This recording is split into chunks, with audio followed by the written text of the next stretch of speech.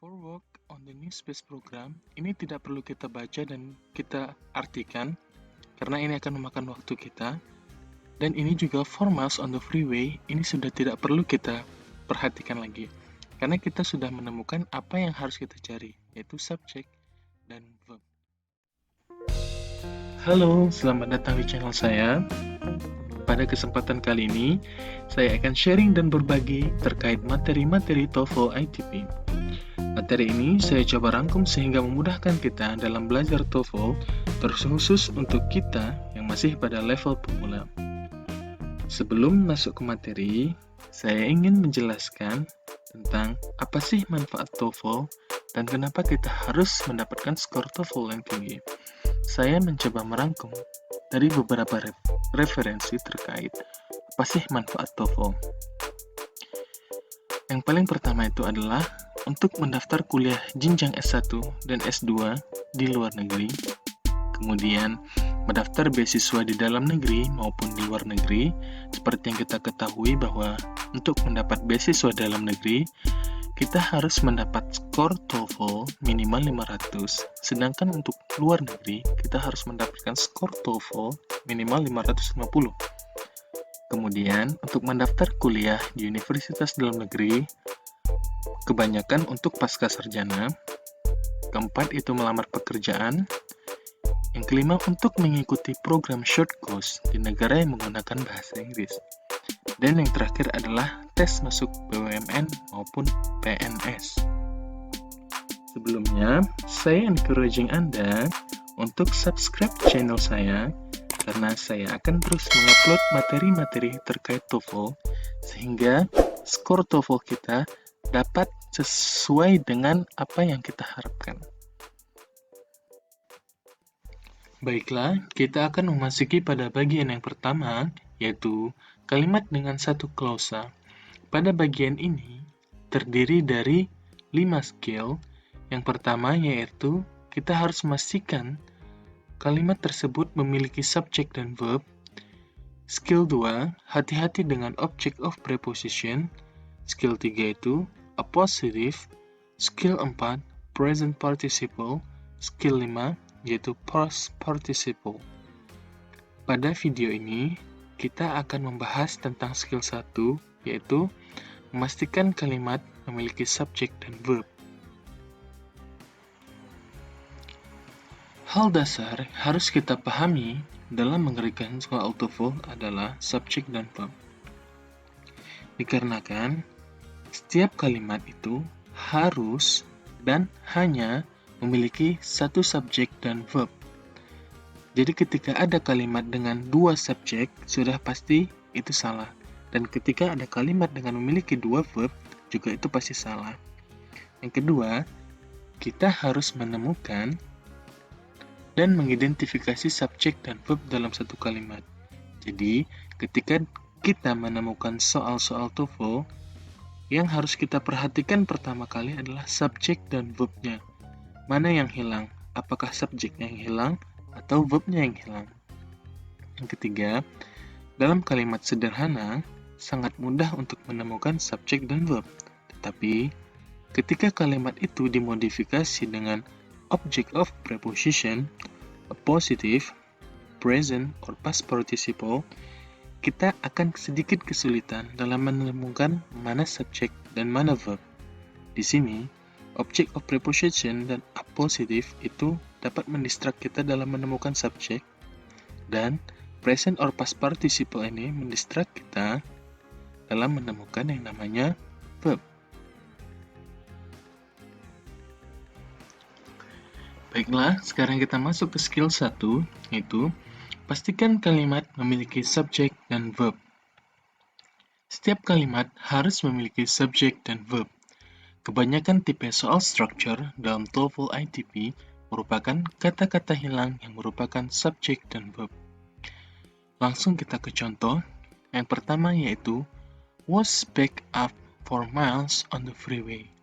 Jika kita menemukan soal structure dalam TOEFL, yang pertama kita lakukan adalah identifikasi dan temukan mana subjek dan verb.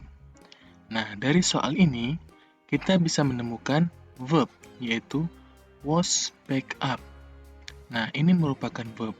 Sehingga, missing word yang harus kita cari adalah subject. Kita harus mencari subjek dari pilihan yang tersedia. Kita cari satu-satu. Pertama, yesterday. Ini bukan merupakan subjek, karena ini merupakan keterangan waktu. In the morning juga bukan merupakan subjek, karena ini juga merupakan kata keterangan waktu. Yang C, traffic. Ini bisa menjadi subjek, dan yang D, cars, juga bisa menjadi subjek. Nah, di sini kita temukan ada dua jawaban yang bisa jadi subjek pada kalimat pertanyaan ini. Nah, sekarang kita langsung mencocokkan kesesuaian antara subjek dan verb-nya. Di sini, verb menggunakan kata was, yang berarti digunakan untuk subjek yang berbentuk singular atau tunggal. Nah, di sini dari jawaban yang tersedia, kita harus mencari subjek yang berbentuk tunggal. Traffic, tunggal. Nah, di sini cars ini merupakan jamak atau plural, karena mendapat imbuhan mobil, berarti imbuhan S yang berarti mobil-mobil. Berarti jawaban yang benar adalah C, traffic. Soal selanjutnya, engineers for work on the new space program. Nah, langsung kita identifikasi mana subjek dan verb-nya. Di sini kita menemukan bahwa engineers ini merupakan subjek. Sehingga missing word atau jawaban yang harus kita cari adalah bentuk verb. Nah, kita harus mencari verb dari pilihan jawaban yang tersedia. Necessary itu bukan merupakan verb. Are needed merupakan verb. Kita tetap mencari hopefully bukan merupakan verb. Dan next month juga bukan merupakan verb. Jadi, sudah bisa dipastikan bahwa jawaban yang benar adalah are needed. Oke. Ketika menemukan soal-soal seperti ini, ketika sudah kita ketahui bahwa verb yang harus dicari atau subjek yang harus dicari, maka kalimat selanjutnya dalam pertanyaan tersebut tidak usah kita baca karena itu akan memakan waktu dalam mengerjakan soal structure. Seperti ini, for work on the new space program, ini tidak perlu kita baca dan kita artikan karena ini akan memakan waktu kita. Dan ini juga for miles on the freeway, ini sudah tidak perlu kita perhatikan lagi. Karena kita sudah menemukan apa yang harus kita cari, yaitu subjek dan verb.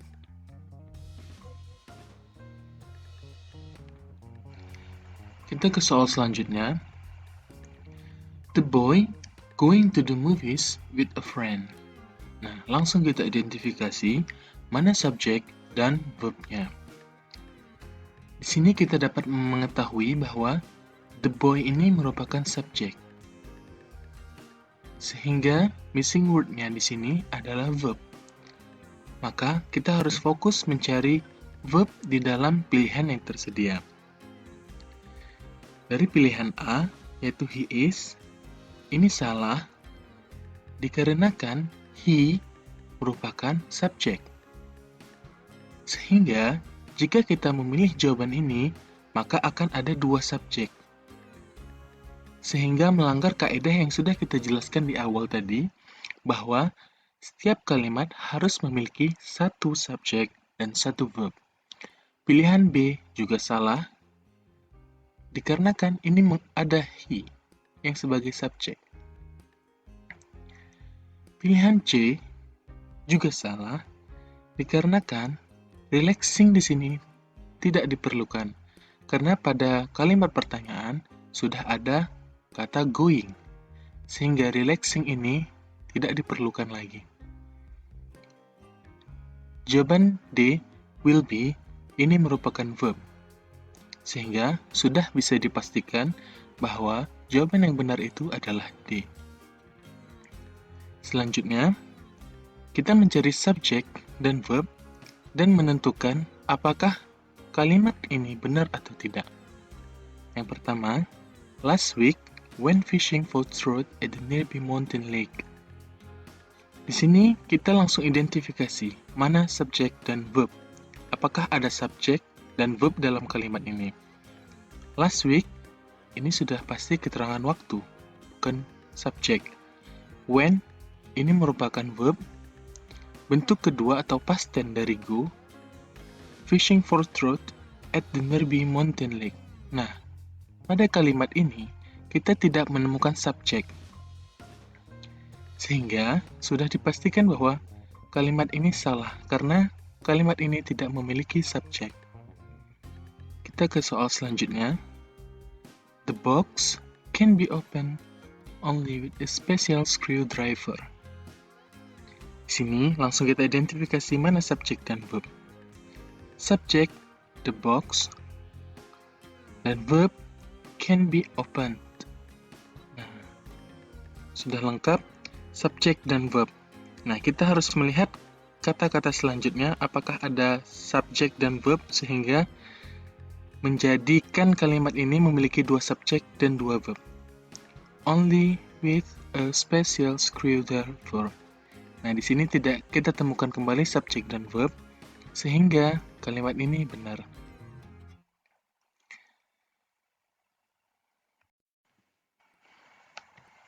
Ya, kita langsung ke contoh-contoh soal dalam TOEFL ITP. Yang pertama, the North Platte River from Wyoming into Nebraska. Langsung identifikasi mana subjek dan verb. The North Platte River, ini udah pasti subjek. Berarti missing word-nya yang harus kita cari adalah verb. Kita cari verb dari pilihan jawaban yang tersedia. It flowed, ini salah. Seperti soal sebelumnya, terdapat it yang merupakan subjek. Sehingga akan ada double subject jika kita milih pilihan ini. Flows, ini verb, benar. Flowing, ini present participle. Salah, dikarenakan tidak didahului oleh to be di sini. Jadi, ketika gerund atau present participle ingin menjadi verb, maka dia harus didahului to be seperti is, am, are, were, was, dan sebagainya. Sehingga jawaban C ini salah. Dan D, with flowing water, ini juga bukan merupakan verb. Sehingga jawaban yang benar dari soal ini adalah B, flows. Kita ke soal selanjutnya. Biloxi receives its name from a Sioux word meaning first people. Nah, kita identifikasi subjek dan verb. Di sini kita menemukan receive yang dapat kita gunakan sebagai verb. Nah, berarti ini Biloxi merupakan bagian daripada subjek. Makanya kita harus mencari subjek dari pilihan jawaban yang tersedia. The city of. Benar. Kita coba mencari jawaban selanjutnya, apakah ada yang benar juga. Located in, ini salah, karena ini bukan merupakan subjek. It is in, ini salah, karena ada is di sini, yang juga merupakan verb. Jika kita milih jawaban ini, maka akan ada double verb sama receive dan is. Makanya ini salah. D, the tour included. Ini juga salah karena ada verb di sini. Jadi, dapat kita pastikan jawaban yang benar itu adalah the city of. The city of ini merupakan preposisi. Dan Biloxi ini juga berarti object of preposition. Nah, materi object of preposition ini akan kita jelaskan di pembahasan selanjutnya.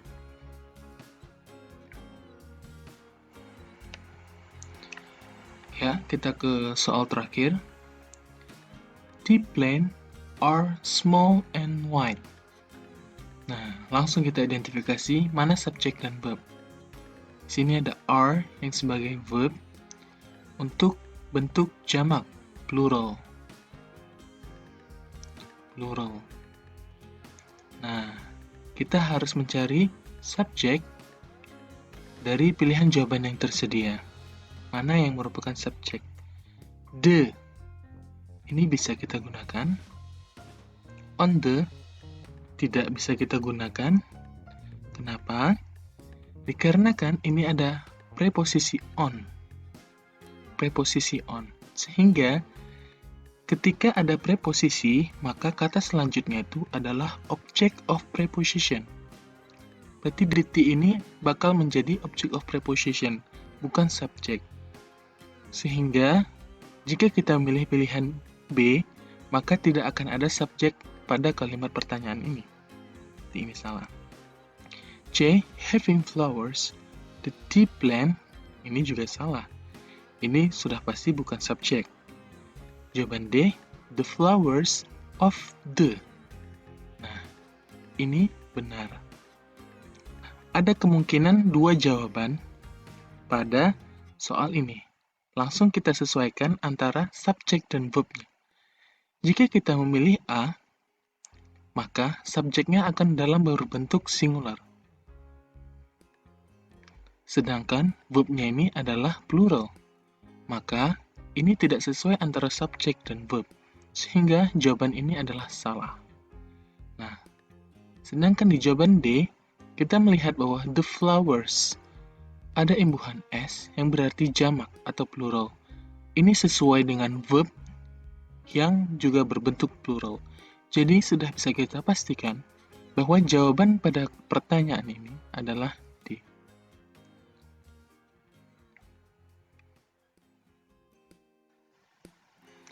Demikianlah pembahasan belajar TOEFL dari dasar untuk pemula pada materi skill 1, yaitu memastikan subjek dan verb pada soal structure TOEFL. Adapun referensi yang saya gunakan yaitu Longman Complete Course for the TOEFL Test dari Deborah Phillips. Di sini saya menyediakan kuis. Silahkan klik link kuis yang ada di deskripsi dan kerjakan sesuai materi yang sudah kita bahas tadi. Terima kasih sudah menonton. Jika ada pertanyaan dan yang ingin didiskusikan, dapat ditulis di kolom komentar ya.